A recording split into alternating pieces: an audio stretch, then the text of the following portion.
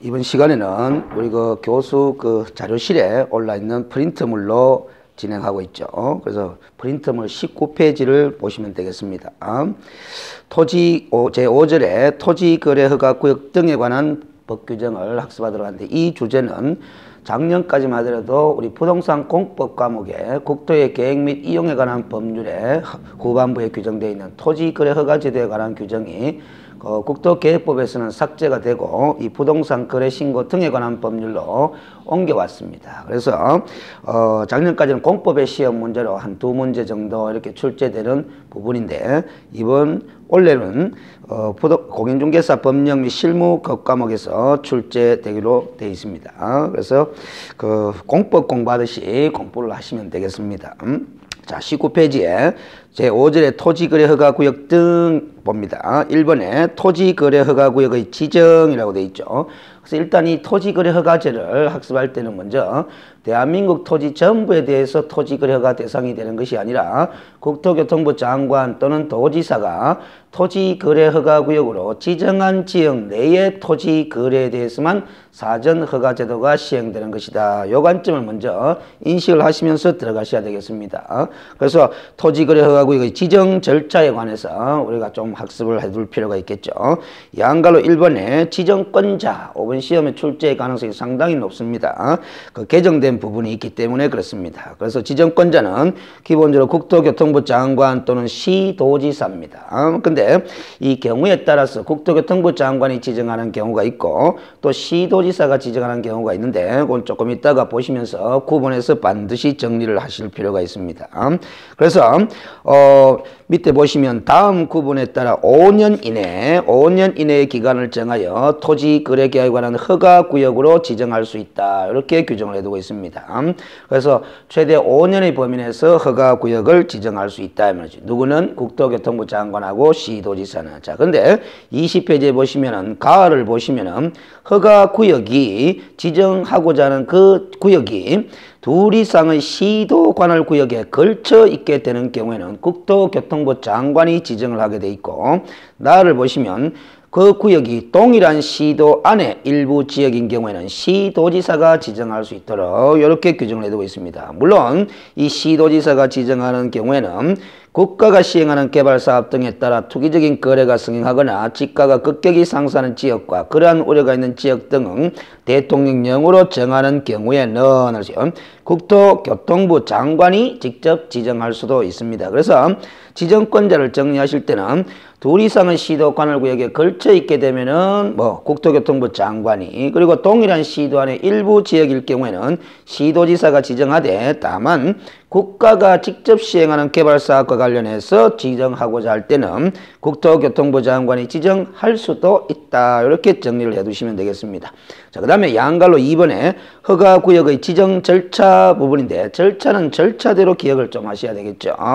그래서 우리 공법 시간에 도시관리계획이나 도시기본계획이나 광역도시계획 이런 각종 다양한 계획의 어떤 입안 수립 절차와 비교했을 때 차이점들 이런 것들을 좀 정리를 하셔야 되는데, 그래서 여러분들이 여러 가지 절차들을 공부하시다 보면은 어디서 들어본 듯한 절차 이런 것들 때문에 혼란이 생기는 거죠.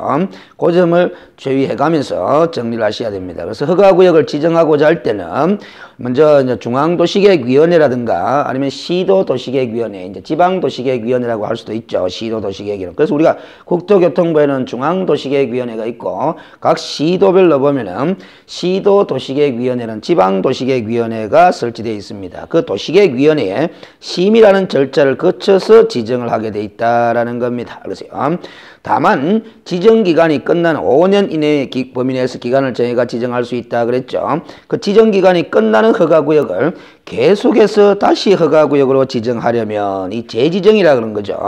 재지정의 경우도 우리가 그 기간은 5년 이내의 기간 범위 내에서 기간을 정하도록 되어 있습니다. 그런데 그 재지정하고자 할 때는 그 도시계획위원회의 심의 절차를 거치기 전에 해당 지방자치단체의 의견을 청취하여야 한다라는 거죠. 그래서 우리가 국토교통부 장관이 허가구역을 지정하는 경우는 해당 지방자치단체가 시도지사가 될 것이고, 시도지사가 허가구역을 재지정하고자 할 때는 시장, 군수, 구청장의 의견을 들어서 도시계획위원회의 심의 절차를 거치도록 되어 있습니다. 그리고 21페이지에 보시면은 방갈로 2번에 지정, 공고 및 통지라고 되어 있는데, 이렇게 이제 장관이나 시도지사가 해당 지역에 대해서 허가구역으로 지정했으면은 제치 없이 그 사항을 갖다가 공고를 하도록 되어 있습니다. 공고. 그래서 우리가 이 부동산 공법 시험 문제는 법률 위주로 정리를 잘 해두시면 충분하다고 보여집니다. 때때는 이제 시행령의 내용까지도 일부 출제가 되고 있는 상황이지만은 우리가 시행령의 내용까지 상세하게 학습을 하기는 상당히 어렵고, 기본적으로 또 출제 범위도 법률 위주로 출제 범위가 설정이 되어 있습니다. 그래서 우리가 2차 과목인 공인중개사 법령은 과목 명칭 자체가 법령으로 되어 있죠. 그래서 시행령과 시행규칙까지 다 출제 범위로 설정이 되어 있지만은 부동산 공법 교육 과목은 원래 법 위주로 출제 범위가 설정되어 있는 겁니다. 그래서 이 토지거래과제도 작년까지 공법 과목에서 출제될 때도 법률 위주로 이렇게 정리를 해 두시면 됩니다. 물론 워낙 자주 출제되는 부분이라서 이제 경우에 따라서는 일부 주제에 있어서는 시행령의 일부 내용들이 거론되는 경우도 있습니다. 자, 그래서 이렇게 지정한 사실은 공고를 하게 되어 있고, 그 공고 내용은 해당 지방자치단체를 거쳐서 통지를 하게 되어 있습니다. 그래서 국토교통부 장관이 지정을 했으면은 시도지사를 거쳐서 시군구청장에게 통지를 하고, 시도지사는 자기의 관할 구역 내의 일부 지역에 대해서 허가구역을 지정했을 경우에는 장관에게도 통지하고 해당 시장, 군수, 구청장에게도 통지, 이런 절차를 받게 되는 거죠. 이런 부분들은 누가 어떤 절차를 거쳐서 통지하는 이런 부분들은 헷갈리지 않도록 정리하기 위해서는 우리 대한민국의 행정조직 체계들을 생각해가면서 정리를 좀 하시면 편합니다. 자, 그리고 이렇게 통지를 받은 시군구청장은 지체 없이 그 공고 내용을 허가구역을 관할하는 등기소의 장에게 통지하도록 되어 있고, 지체 없이 그 사실을 7일 이상 공고하고 공고 내용을 15일간 일반이 열람할 수 있도록 그런 절차를 밟게 되어 있습니다. 그래서 기본적으로 토지거래허가구역의 지정은 도시계획위원회 심의 절차를 거치게 되고, 그 심의 절차를 거쳐서 지정한 사실은 공고를 하게 되어 있고, 그 공고한 내용은 해당 시장, 군수, 구청장에게 통지를 하게 되어 있는데, 장관이 지정을 했으면 시도지사를 거쳐서 통지를 하게 되어 있고, 시도지사가 지정을 했으면은 시장, 군수, 구청장에게 통지를 하는데 당연히 또 장관에게 통지를 해야 되는 거죠. 상급기관의 장이지만 보고가 아니고 통지, 이렇게 됩니다. 그리고 이 통지를 받은 시군구청장은 그 공고 내용을 등기소장에게도 통지하지만은 그 통지받은 내용을 7일 이상 공고하고 15일간 일반이 열람할 수 있도록 절차를 밟게 되는 거죠. 이렇게 절차를 보게 되면은 그 해당 지역의 주민의 의견을 듣는 청취 절차는 없죠. 이런 것들이 주의를 좀 해야 됩니다. 그래서 우리가 해당 지방자치단체의 의견을 청취하는 경우는 있었지만은 해당 지역의 주민 의견 청취 절차는 없다. 이런 점을 주의를 해 두실 필요가 있죠. 그 다음에 양갈로 3번에 허가구역의 해제 축소 지정이 있습니다. 그래서 지정권자인 장관이나 시도지사가 자기가 지정한 허가구역의 지정 사유가 없어졌다고 인정되거나 아니면 관계 시도지사 또는 시군구청장으로부터 받은 허가구역의 지정 해제 또는 축소 요청이 이유 있다고 인정되면은 지체 없이 그 허가구역을 지정을 해제하거나 축소하여야 됩니다. 이거는 강행 규정입니다. 알겠어요? 기본적으로 토지거래 허가구역으로 지정한다는 것은 사인의 재산권 행사를 제약하는 부분이기 때문에 우리가 허가구역의 지정 사유가 없어졌다고 판단되면은 당연히 해제 지정을 해야 되는 거죠. 또 일부 범위를 축소할 필요가 있을 경우는 축소 지정을 해야 되는 겁니다. 이렇게 해제 또는 축소의 경우는 허가구역의 지정 절차에 관한 규정을 그대로 따르도록 되어 있다는 거죠. 심의 절차 거치고 지정, 공고, 통지 절차를 거쳐서 공고하고 열람을 거치는 이런 절차를 그대로 준용하게 되어 있다는 겁니다. 그 다음 이렇게 허가구역의 지정 절차를 거쳐서 허가구역을 지정하게 되면 그 효력은 22페이지에 보시면은 허가구역의 지정을 공고한 날로부터 5일 후에 그 효력이 발생한다. 상당히 중요합니다. 지정 공고한 날로부터 5일 후에 그 효력이 발생한다. 다만 허가구역의 지정기간이 만료된과 동시에 허가구역으로 재지정하는 경우와 허가구역의 지정을 해제하거나 축소하여 지정하는 경우는 즉시 효력을 발생한다라는 점 상당히 중요합니다. 이 허가구역 효력 발생 시점에 관해서는 별표해 두시고 정확하게 기억을 해 두실 필요가 있습니다. 그리고 그 밑에 장글시에 보면은 확정적 유효에 관한 판례 입장이라고 되어 있는데 우리 토지 거래 허가 대상인 토지에 거래를 하면서 사전에 허가를 받지 않고 거래를 하게 되면은 무효입니다. 근데 우리 대법원 판례에 따르면 유동적 무효의 법리를 취하고 있죠. 그래서 확정적 유효, 확정적 무효, 유동적 무효에 관한 다양한 판례 사례들을 점검해 두실 필요가 있는데 이 유동적 무효의 법리에 관한 판례는 우리가 민법 시험 문제에서 출제의 가능성이 상당히 높습니다. 법률행위의 유효, 무효에 관한 부분을 시험 문제 민법에서 잘 내는데 그때 잘 등장하지 이 부동산 공법 과목에서는 결국 이제 이 토지거래과제가 공법 과목에서 법령 과목으로 넘어왔지만은 이런 공법 과목에서 이때까지 출제된 걸 보면은 이 유동적 무효의 법리에 관해서는 기본적으로 상세한 판례 입장을 물어보는 경우가 별로 없습니다. 그래서 유동적 무효라고 보는 것이 판례 입장이다. 이런 정도까지만 이 과목에서는 정리해 두시면 되겠습니다. 그래서 자료에서는 제가 수록을 해놨지만 민법 공부를 한다고 생각하시고 한번 읽어 두실 필요가 있겠죠. 자, 이번에 허가구역 내 토지거래에 대한 허가라고 되어 있는데 일단 허가구역의 지정 절차와 그래서요. 또 허가구역의 효력 발생에 관해서는 점검을 했고 그 허가구역 내 토지 거래를 하고자 하는 거래 당사자는 기본적으로 허가를 받아야 되는 거죠. 그 허가권자는 어디며 또 허가 대상 권리는 어떤 것들이며 또 허가받는 절차는 어떤 건지 그런 것들을 지금 학습하는 부분입니다. 자, 그래서 양갈로 1번의 허가권자와 허가 대상 권리를 한번 살펴보겠습니다. 허가구역에 있는 토지에 관한 소유권 그리고 지상권을 이전하거나 설정하는 계약을 체결하는 당사자는 공동으로 시군구청장의 허가를 받아야 한다. 이렇게 규정을 하고 있죠. 그래서 이 부분 문장이 상당히 중요합니다. 그래서 우리가 토지거래허가제에서 토지거래 허가의 대상이 되는 경우는 어떤 경우냐 이렇게 질문을 하게 되면 기본적으로 이 세 가지 관점을 꼭 정리를 해 두셔야 됩니다. 일단 대한민국 모든 토지에 대해서 허가 대상이 되는 건 아니죠. 국토교통부 장관이나 시도지사 즉 지정권자가 토지거래 허가 구역이라고 지정된 토지에 대해서만 허가 대상이 되는 겁니다. 자, 그리고 토지거래 허가구로 지정된 토지라고 해가지고 모든 거래가 다 허가 대상이 되는 것이 아니고 이 소유권과 그리고 지상권이죠. 지상권의 설정 및 이전에 관한 계약인데 그 관로안에 보시면은 대가를 받고 이전하거나 설정하는 경우만 해당한다 이렇게 돼 있죠. 그래서 유상계약이다 이렇게 정리를 하시면 되겠습니다. 자, 그런데 우리가 이제 이 조문을 보면은 이렇게 정리가 되는데 뒤에 가 보시면은 22페이지 제일 밑에 보면 양갈로 2번에 토지거래계약 허가 면제 대상 토지 면적에 관한 규정이 있습니다. 그래서 23페이지에 보면 동그라미 1번에 각 용도 지역별로 허가 대상이 되는 토지의 기준 면적을 설정해놨는데 이 면적 기준이 있기 때문에 이 요건도 충족이 될 때 허가 대상이 되는 거다. 용도 지역별로 일정한 면적을 초과하는 거래입니다. 초과하는 거래일 때 허가 대상이 된다라는 거죠. 그래서 우리 교재에 보시면은 23페이지에 보시면은 거기에 1번에 용도별 면적 이하의 토지에 대한 토지 거래 계약에 관한 허가가 필요하지 아니하다 이렇게 표현을 하고 있죠. 그래서 그 밑에 1호와 2호에 보시면은 가나 따라 마 그리고 2번에 도시지역 외의 지역에서 면적이 제시되어 있는데 이 면적을 다 외우셔야 됩니다.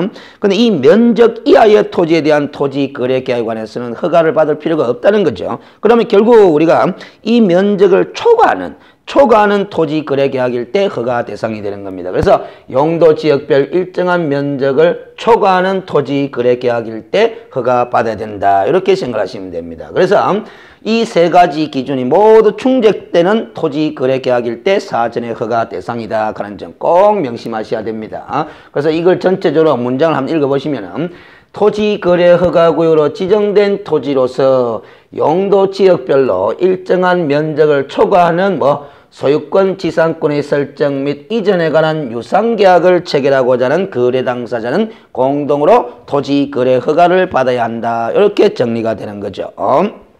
자, 그래서 우리 22페이지로 다시 되돌아가 보겠습니다. 그래서 양갈로 1번의 허가권자 및 허가대상 권리 부분에 소유권과 지상권에 관한 권리만 허가대상 권리다 하는 점 반드시 또 세부적으로 알아두셔야 되겠고, 무상계약은 허가대상이 되지 않습니다. 투기적인 목적이 없어지는 거죠. 그래서 유상계약일 때만 허가받아야 된다. 그리고 기본적으로 거래 당사자는 공동으로 허가를 받아야 되고, 그 허가관청은 그 대상 토지 소재지를 관할하는 시, 군, 구청장으로부터 허가를 받아야 된다라는 겁니다. 자, 그리고 그 표 안에 보시면 허가를 요하지 않는 경우와 허가를 요하는 경우로 기본적으로 그 구분을 해놨는데 싹 다 기억하실 필요는 없고, 방금 이야기했다시피 이 기준에 해당하는 거래계약으로 볼 수 있으면은 다 허가 받아야 되는 경우다. 이렇게 판단할 수 있으면 되겠습니다. 그래서 223페이지에 다시 그 용도별 그 허가 대상 기준 면적을 한번 보겠습니다. 그래서 그 1호에 보면은 주거지역은 180제곱미터 초과하는 거래일 때 허가받아야 된다. 이런 뜻이 되는 거죠. 그래서 이 수치들을 다 기억을 해 두셔야 됩니다. 시험, 객관식 시험에서는 자주 등장하는 수치들이죠. 근데 위로 올라가시면 1번의 세 번째 줄 끝에 다만 장관 또는 시도지사가 허가구역을 지정할 당시에 해당 지역에서의 거래 실태 등을 고려하여 이 다음 각 호의 면적으로 하는 것이 타당하지 아니하다고 인정하여 해당 기준 면적의 10%에서 300% 이하의 범위 내에서 따로 정하여 공고한 경우는 그에 따른다. 이런 단서 규정을 두고 있습니다. 그래서 실제 허가 대상 기준 면적에 속하느냐 안 속하느냐를 판단하는 것은 이 시행 영상의 면적으로 판단하는 것이 아니고 토지거래 허가 구역으로 지정 공고할 때 허가 대상 기준 면적을 공고하게 돼 있다라는 거죠. 그 공고할 때 기준 면적은 요 시행령에 규정되어 있는 180제곱미터, 200제곱미터라는 요 기준 면적의 10%에서 300% 이하의 범위 내에서 따로 정하여 공고하는 면적을 기준으로 허가 대상이냐 아니냐를 판단하게 된다라는 거죠. 자, 그 다음 양갈로 3번에 토지거래계약 허가 면제 대상 토지 면적의 산정 방법에서 면적 산정의 특례다 하는데, 이 규정을 둔 취지는 토지거래 허가를 회피하기 위한 어떤 행위들을 차단하기 위해서 규정을 만들어 둔 거다. 이런 생각을 가지면서 참고하시면 됩니다. 시험에 자주 나옵니다.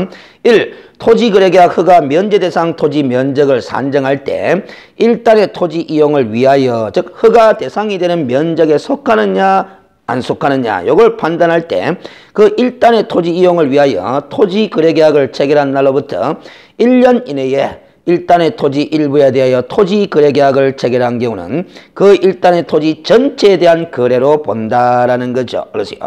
그래서 토지거래계약을 체결한 후 1년 이내에 일단의 토지 일부에 대하여 토지거래계약을 체결한 경우는 그 일단의 토지 전체에 대한 거래로 보고 면적이 허가 대상 면적이냐 아니냐를 판단한다라는 거죠. 그리고 2번 허가구역 지정 당시에 면제 대상 토지 면적을 초과하는 토지였습니다. 그러면 허가받아야 되는 거죠. 그런데 허가구역 지정 후에 분할로 인해 가지고 면제 대상 토지 면적 이하가 된 경우, 즉 허가 대상이 아닌 면적으로 돼버린 경우에는 분할된 해당 토지에 대한 분할 후 최초의 토지 거래계약은 면제 대상 토지 면적을 초과하는 토지 거래계약으로 보고 허가를 받도록 그렇게 요구하고 있는 규정입니다.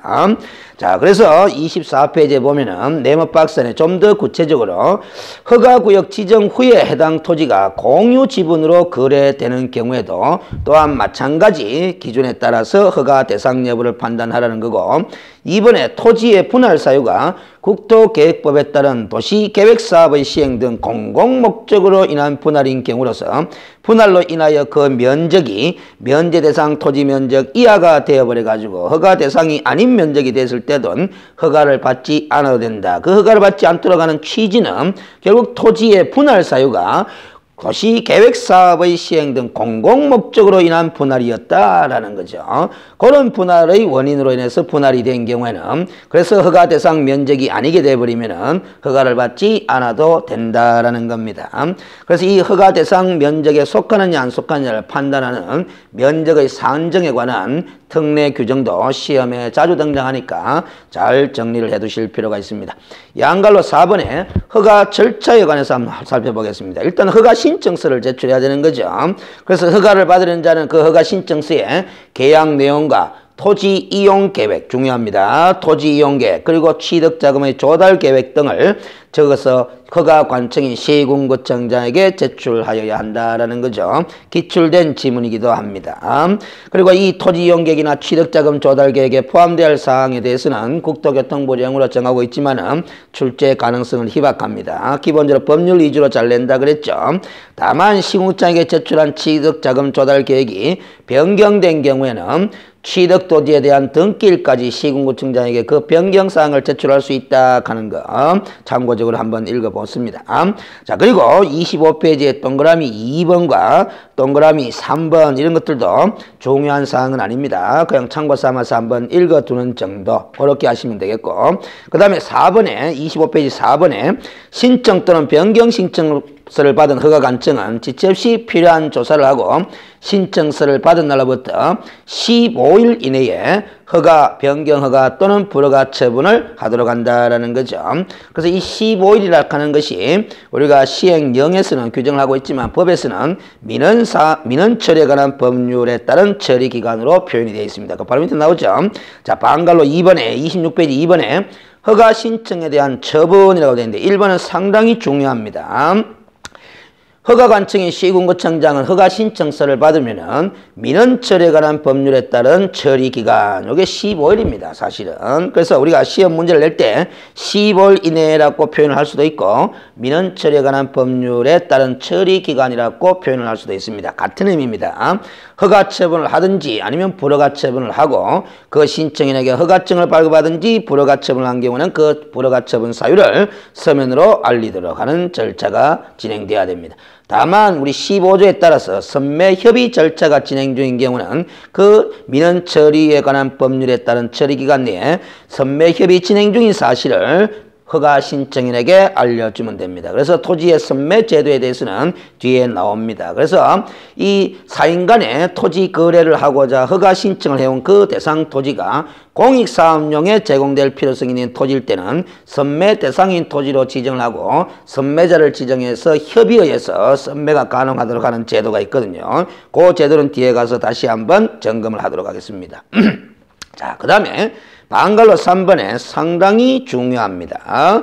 민원 처리에 관한 법률에 따른 처리기간, 즉 10월 이내에 허가증의 발급이나 불허가 처분 사유가 통지가 없거나 아니면 선매협의 진행 중인 사실을 통지해줘야 되는데 그런 통지도 없는 경우에는 그 기간, 즉 15일이 끝난 날의 다음 날입니다. 끝난 날의 다음 날에 허가가 있는 것으로 간주 처리가 됩니다. 상당히 중요한 조문이죠.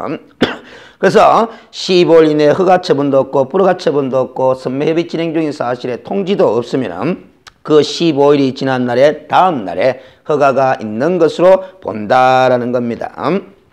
자, 그리고 방갈로 4번에 무허가 계약의 효력과 벌칙이라고 되어 있는데 허가를 받지 아니하고 체결한 토지 거래 계약은 그 효력이 발생하지 아니한다. 우리 법 제11조 6항에서는 이렇게 효력이 발생하지 않는다, 무효라고 표현을 하고 있지만은 우리 대법원의 판단은 유동적 무효의 법리를 취하고 있다, 그렇게 이야기를 했죠. 일단 유동적 무효든 어쨌든 무효입니다. 근데 그 사안에 따라서는 확정적 무효가 되기도 하고 유동적 무효 상태에 있기도 하고 또 확정적으로 유효한 상태가 되기도 하고, 그런 대부분 판례 사례들은 민법 시간에 법률행위의 무효 이론을 공부하면서 등장하니까 정리를 잘 해두시면 되겠습니다. 자, 이렇게 허가 또는 변경을 받지 아니하고 토지 거래계약을 체결하거나 속임수나 그 밖에 부정한 방법으로 토지 거래계약 허가를 받은 경우에는 형사처벌의 대상도 되도록 해놨습니다. 무효일 뿐만 아니라 형사처벌의 대상도 되는데 형사처벌의 그 내용이 시험에 또 잘 나옵니다. 2년 이하의 징역 또는 계약 체결 당시에 개별 공시지가에 따른 해당 토지 가격의 30%에 달하는 금액 이하의 벌금형에 처하도록 되어 있습니다. 그래서 문장 전체를 다 기억하기 힘드신 분들은 2년 이하의 징역 또는 개별 공시지가를 기준으로 한 30% 금액 이하의 벌금형에 처하는 사유다. 이렇게 기억을 해 두시면 되겠습니다. 그래서 그 밑에 작은 글씨들은 허가의 법적 성격에 관한 우리 유동적무의 법리에 관해서 판례들을 쭉 적어놨는데 그 허가의 법적 성격은 우리 대형 판례는 학문상 인가의 성격을 띤 행정행위로 봅니다. 그래서 사인간의 법률행위의 효력을 완성시켜주거나 보충시켜주는 그런 역할을 하는 행정행위를 갖다가 학문상 인가라고 이야기를 하거든요. 그래서 우리 대부분 판례는 이 토지거래 허가의 행정행위의 성격을 학문상 인가의 성격을 띈 것으로 보고 있지만 학자들의 다수의 견해는 학문상 허가의 성격과 인가의 성격을 함께 지니고 있는 혼합적 성격의 행정행위로 보는 것이 다수의 입장인 것으로 알고 있습니다. 그러나 우리는 판례 입장이 더욱더 중요한 거죠. 그래서 판례 입장은 학문상 인가의 성격을 띤 행정행위다. 이런 것도 정리를 해 두실 필요가 있겠죠. 자, 그 다음에 그 27페이지의 유동적무에 관한 법리에 관한 판례 입장들은 민법 공부한다는 차원에서 읽어보시기 바라고 28페이지에 방갈로 5번에 이 토지거래허가제를 위반했을 때 제재처분 등에 관해서 간단하게 읽어보도록 하겠습니다. 1번 장관, 시도지사, 시장, 군수구청장은 다음의 어느 하나에 해당하는 자에게 허가 취소 또는 그 밖에 필요한 처분을 하거나 조치를 명할 수 있다. 가나 다는 다 상식적인 내용이죠. 토지거래에 관한 허가 또는 변경허가 받지 않냐고 토지거래계약 또는 그 변경계약을 체결하거나 토지거래계약에 관한 허가를 받은 자가 그 토지를 허가받은 목적대로 이용하지 아니하거나 또 부정한 방법으로 토지거래계약에 관한 허가를 받은 경우는 토지거래 허가를 취소한다거나 그 밖에 필요한 처분을 할 수 있다라는 겁니다. 자, 2번 장관, 시도지사, 시군구청장은 토지거래계약의 허가 취소 처분을 하려면 청문을 하여야 한다는데 이것도 기출된 바는 있습니다. 그런데 자주 등장하는 겁니다. 일단 기본적으로 토지거래 허가 받은 토지에 대해서 허가 취소 처분을 하는 경우는 청문 대상이다. 이렇게 한번 정리를 해 두시고 이 허가 취소 또 처분 또 조치 명령을 위반한 자는 1년 이하 징역 또는 1천만 원 이하의 벌금형에 처한다라는 거죠. 허가받지 않고 거래계약을 체결하게 되면 2년 이하의 징역 또는 당해 토지 가격의 30% 이하에 상당한 금액의 벌금형이죠. 개별 공시지가 금액을 기준으로. 근데 요거는 토지거래허가 취소 처분 또 그리고 필요한 조치 이런 기타 국토교통부 장관이나 시도지사나 시군구청의 명령을 위반한 자에 대해서는 1년 이하의 징역 또는 1천만 원 이하의 벌금형에 처하도록 이렇게 규정을 해두고 있습니다. 자, 지금까지 본 것이 토지거래허가제에 있어서 토지거래허가구역의 지정에 관한 것, 지정에 관한 절차, 지정권자 이런 것들을 점검했죠. 그리고 또 허가 대상이 되는 기준 면적 그리고 토지거래 허가 절차 이런 것들을 공부를 해드렸습니다. 그래서 잠시 쉬었다가 29페이지에는 토지거래허가 신청을 받은 시군구청장이 허가 여부를 판단하는 기준에 관해서 학습을 해 나가도록 하겠습니다. 잠시 쉬었다가 하겠습니다.